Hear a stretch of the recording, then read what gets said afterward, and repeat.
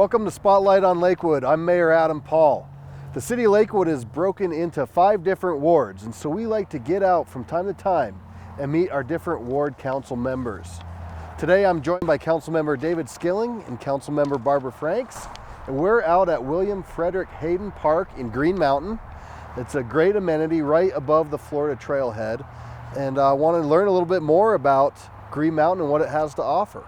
So where you're standing, this is approximately 2,400 acres of year-round recreational park space. At the very top, it's about 6,800 feet to the summit, so that's pretty high. Recreation includes year-round biking if you want to bear the snow. In the summer, you've got all the wildlife. You've got an elk herd that comes by every once in a while. You've got the rattlesnakes that come by more than every once in a while. So there's a lot of wildlife, and so this is a very important park, not just for the residents of Lakewood, but for people all around this area. Yeah, and it's actually iconic in that from most of Lakewood, you can look up and see Green Mountain. Oh yeah. And it kind of defines one of the many neighborhoods that you represent. Yeah, that's right. How important is this park to the people in Ward 4? Oh, Hayden Park is a cherished resource for our community, but it's not just a community park. It is a regional destination for folks, and we get folks from all over. I did want to take this opportunity to make a couple of reminders for folks. We do have a leash law in Lakewood, so it's important that everyone keeps their pet on a leash. That is not only for their pet safety, but also for the safety of the wildlife. And also, we are getting into the snowy season. We've already had our first snow, and I just want to remind folks that when the trails are wet and muddy, that's probably the time to not use them in the same way. We want to certainly keep our trails nice and maintained, and when they're muddy, it requires a lot of extra maintenance, and it also degrades the trail for future users when it dries up. So just wanted to put out those 2 reminders for folks. That's fantastic. Thank you for mentioning that, because people really do like to try to recreate all year, and it's important that we maintain the integrity of our trail system. Absolutely, thank you. Yeah. So Dave, you growing on 1 year on City Council, congratulations. Thank you, thank you. Tell the community a little bit about yourself, why you ran, and what you've been up to, and what you want to see here in the future. Well, I'm actually Green Mountain. I'm actually a resident of the neighborhood directly east of here, right behind the Safeway. So from the front of my house, if I look out, I can see this mountain every day. So that's nice. And a couple blocks down south is actually the open space that connects this area. And that's actually one of the reasons that I ran for council, was to try to protect a lot of that. A lot of folks were seeing some changes in the community, and while that can be scary, I also didn't want to be somebody that was just sitting around complaining, and I actually wanted to do something about it. And I thought that a lot of the things I believed in, other folks believed in as well. And so that was one of the primary reasons for me to run. And Barb, so what have you been working on, and what are your goals? Well, I don't know if the community's aware, but we have established several new committees, and we also have now an ad hoc housing committee. I'm the chairperson for that. And so a real key goal of that is to work with my fellow committee members to really kind of dig in and collaborate and put some framework in place for the Housing Policy Committee, which will be a committee that lives on.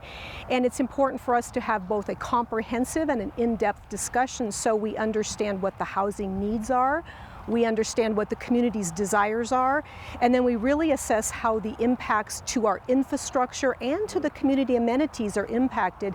So that's going to be a big goal. Once the Housing Policies Committee is in place, then their recommendations will be inputs into all the community discussions. There'll be inputs into economic development. So we think it has a real vital role as we move forward and try to address what is really a nationwide problem, and certainly a problem in Colorado with housing. Yeah, that's great. And for the city of Lakewood, this is kind of the first of its kind committee, which you're chairing. Yes. Yeah, that's great. Thank you. So Dave, tell us what your goals are for 2018 and beyond. Well, like Barb, I'm actually a chair of another one of our ad hoc committees, and this is the Development Dialogue Committee. And we're tackling some of the bigger issues, as Barb's handling certainly a top priority, which is housing. We're handling things like housing, but also things like some zoning updates, some zoning revisions, tackling the mixed use issues. We're also doing other things like site design, architectural standards, parking. These are all important issues that lend itself to not only things like sustainability, but how development will proceed in the future.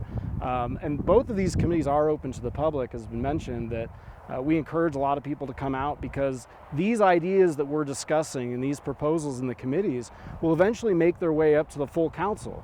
And so it's important that people can track this. Either they can contact us directly, come to the meetings. We're always happy to talk about the things that are happening.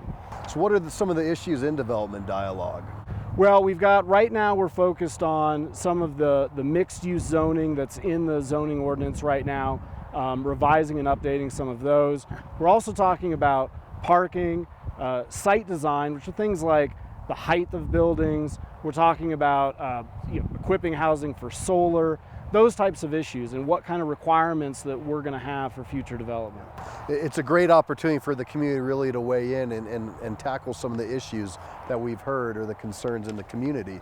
And you did say the community is welcome, and I know that you are always open and engaging with the community, so thank you for that. Well, and I did want to add for the Housing Policy Committee, what that's going to be important is we're going to be kind of looking at, what might be the ideal ratios or the ideal ratios for different parts of the city and different areas. So, you certainly need the residential, but you've also got retail, and then you've got jobs. And so those are other aspects that we're looking at. And then for housing, it ties into everything from senior housing to affordable housing, the densities needed for housing to support certain amenities that the community wants. So all of those things come into play as well. It's really an exciting time because you get to engage with the community and say, what is your vision of the future?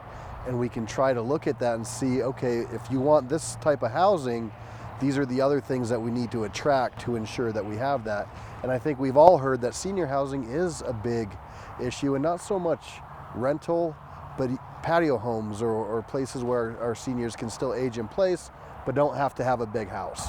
Absolutely. So for our viewers at home, we mentioned we're at one spot in Ward 4, but it's a big ward, a lot of great neighborhoods. Please share, for those who may not know, the boundaries. Okay, so if we're looking from here, if you go south to Morrison Road, that would be the southern border. And then if you go all the way over to about the Kipling area, and then up from Kipling, if you were to make a left on Alameda, that's kind of our ward's northern border. And then along towards Union, right at Cedar is where we're bordering with Ward 1. And then obviously out here to the east, if you go, we have all of Solterra's within our ward as well. So that's basically Ward 4 bordered by 1 to the north, and obviously Ward 5 to the east. So within those boundaries, you have a lot of wonderful businesses. What are a couple of your favorites? Well, one of them, of course, is Caboose Hobbies, because they literally have a caboose out front. So that's a wonderful thing for the kids to be able to come by and see before you go inside and take a look at all the hobby items they have. And of course, the mainstay in the area is Front Room Pizza.